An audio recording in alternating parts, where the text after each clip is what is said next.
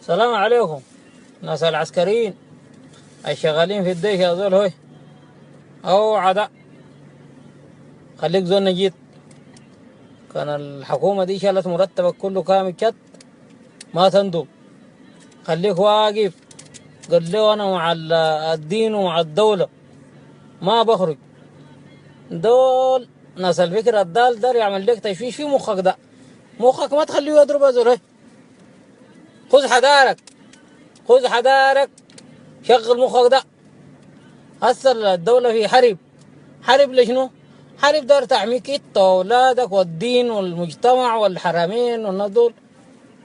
ما تخلي مخك يضرب هذول. انا بالنسبه لي انا والله متنازل للجماعه دول بالمرتب كله كامل كت.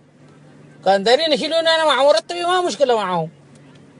خلي كل زول نجيب، كل زول فاهم مخه ده، ما يخلي يضرب مع ناس الفكره الضال ده.